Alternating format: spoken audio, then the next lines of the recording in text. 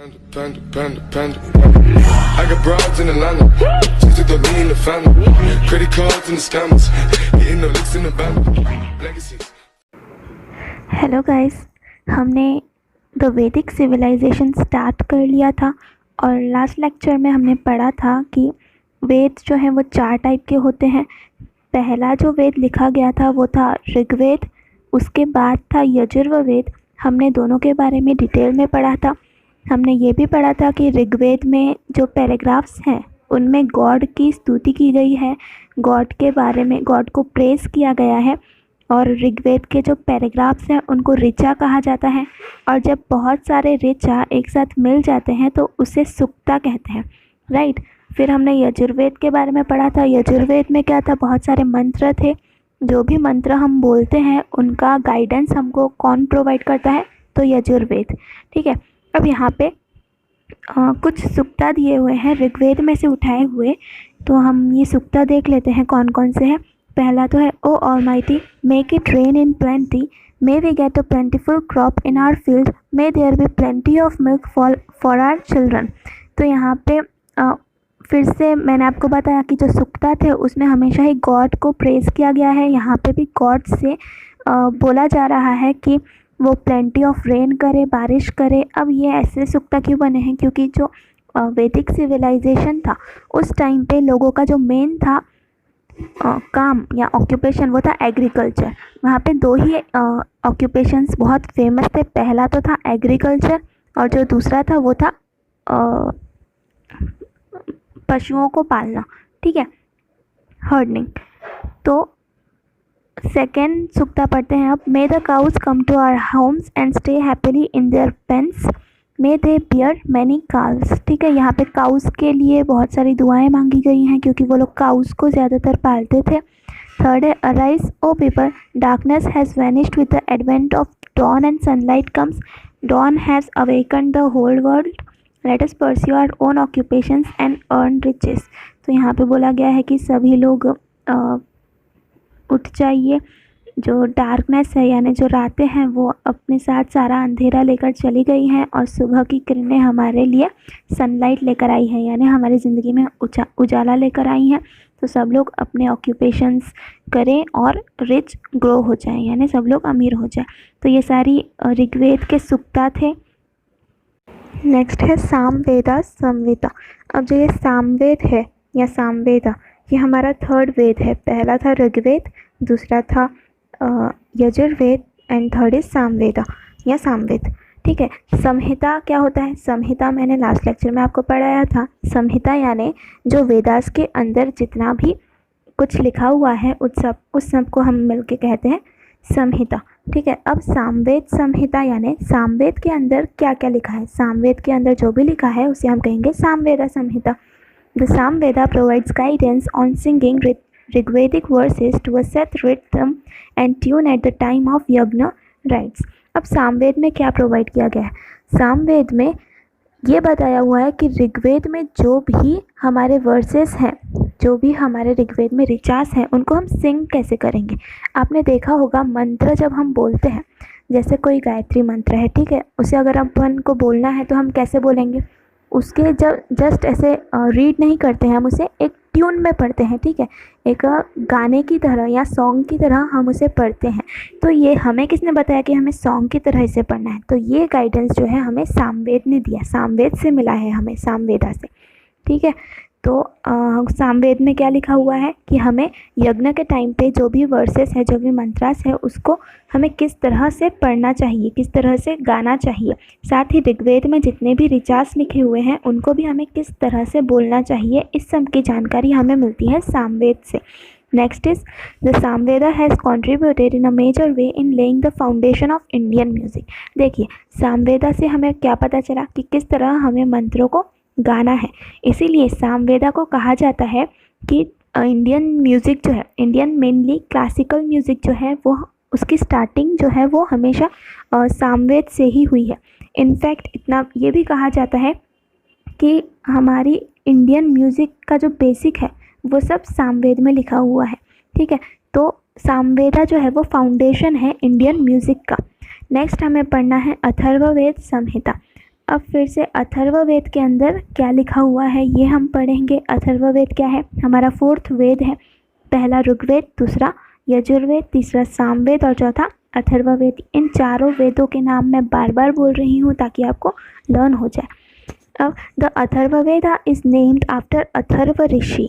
अब अथर्ववेद का जो नाम है वो अथर्व ऋषि उन पे से पड़ा है। एक ऋषि थे, ऋषि यानी जो हमारे सेजेस होते हैं, ब्राह्मण टाइप, उन्हें कहा जाता है ऋषिस। तो वो जो ऋषि थे, अथर्व ऋषि, उनके मरने के बाद एक वेद बनाया गया, एक बुक बनाई गई और उसको नाम दे दिया गया Atharvaveda. This Veda is different from the other 3 Vedas. It is more concern with many things in the day to day life of the people. अब ये जो अथर्ववेद है, हमारा 4th वेद, ये पहले के तीनों भी वेदास से बहुत ज़्यादा डिफ़र करता है।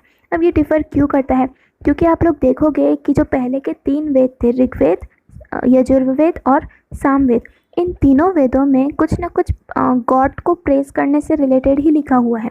पहले ऋग्वेद में गॉड को प्रेस करने के लिए ऋचास और जो ऋचास को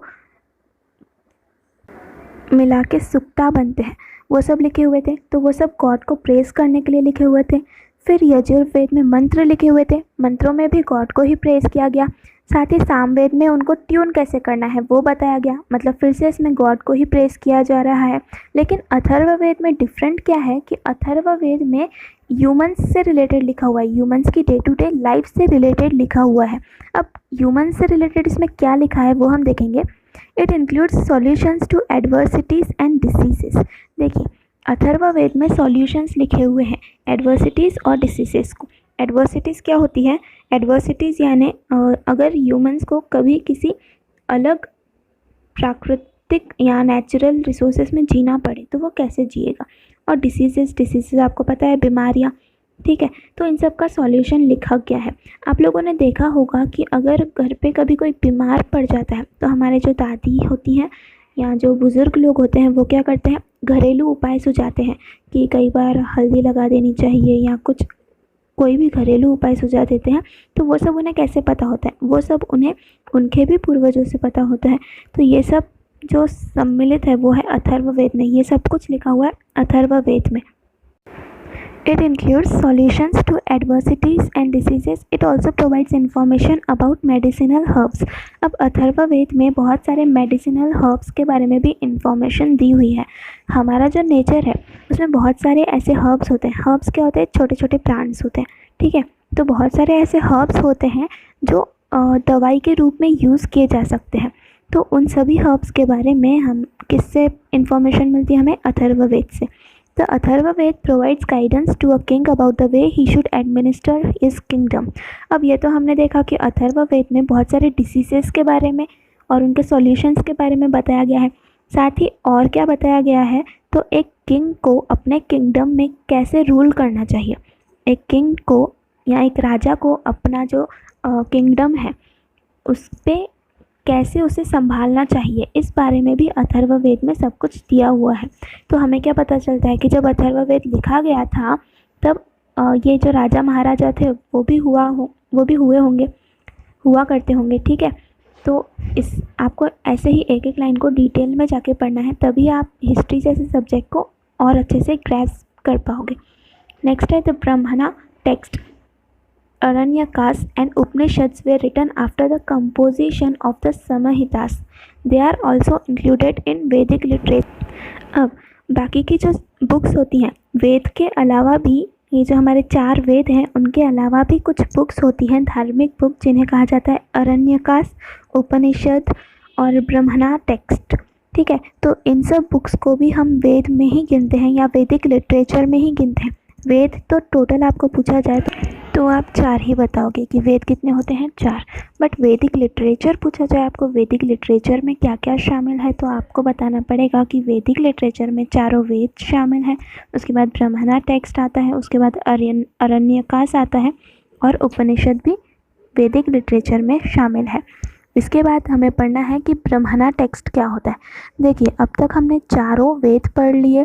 कौन कौन से? फिर से एक बार, ऋग्वेद, यजुर्वेद, अथर्ववेद और सामवेद, ठीक है। तो अब हम पढ़ेंगे बाकी के जो बचे हुए वैदिक लिटरेचर हैं उनके बारे में। उनमें सबसे पहला है ब्रह्मणा टेक्स्ट, फिर आएगा अरण्यकास और फिर आएगा उपनिषद। तो पहले पढ़ते हैं Brahmana text. They were composed to provide guidance on using Vedic mantras in yajna ritual. Each Veda has independent text called Brahmanas. अब हर एक वेद में ब्रह्मणास होते हैं। इसका क्या मतलब हुआ? हर एक वेद में एक पार्ट होता है टेक्स्ट का जिसे कहा जाता है ब्रह्मणास। और ब्रह्मणास टेक्स्ट क्यों बनाए गए हैं? ये ब्रह्मणास क्यों बनाए गए हैं? ताकि जो वैदिक मंत्र है या फिर जब हम यज्ञ करते हैं तब हम जो मंत्र बोलते हैं वैदिक मंत्र, उनको कैसे गाया जाए, उनको कंपोज कैसे किया जाए, ये सब बताने के लिए बनाए गए हैं ब्रह्मणा टेक्स्ट। ठीक है, फिर से एक बार बता देती हूँ। जो ब्रह्मणा टेक्स्ट है वो हर वेद में शामिल है। हर एक वेद के कुछ पार्ट को, कुछ टेक्स्ट को कहा जाता है ब्रह्मणा टेक्स्ट। और ये क्यों बनाए गए हैं ब्रह्मणा टेक्स्ट? ताकि जो वैदिक मंत्र हैं उनको कैसे हम गाएं, कैसे कंपोज किया जाए, इसके बारे में जानकारी हमें मिल सके। ठीक है स्टूडेंट्स, तो इस वीडियो में हमने क्या क्या पढ़ा? हमने सामवेद संहिता के बारे में पढ़ा, अथर्ववेद संहिता के बारे में पढ़ा, और फिर हमने पढ़ा कि वैदिक लिटरेचर में क्या क्या शामिल है, और हमने ब्राह्मणा टेक्स्ट के बारे में भी पढ़ लिया। नेक्स्ट वीडियो में हम अरण्यकास और उपनिषद के बारे में भी पढ़ेंगे। ठीक है, तो जाने से पहले अगेन हमेशा की तरह एक क्वेश्चन आपके लिए, और वो क्वेश्चन है कि how Atharvaveda is different from the previous 3 Vedas. फिर से बोल देती हूँ, how Atharvaveda is different from the previous 3 Vedas. यानी आपको मुझे बताना है कि अथर्ववेद बाकी के 3 वेदों से डिफरेंट क्यों है या डिफरेंट कैसे है। ठीक है, till then bye bye, enjoy studying.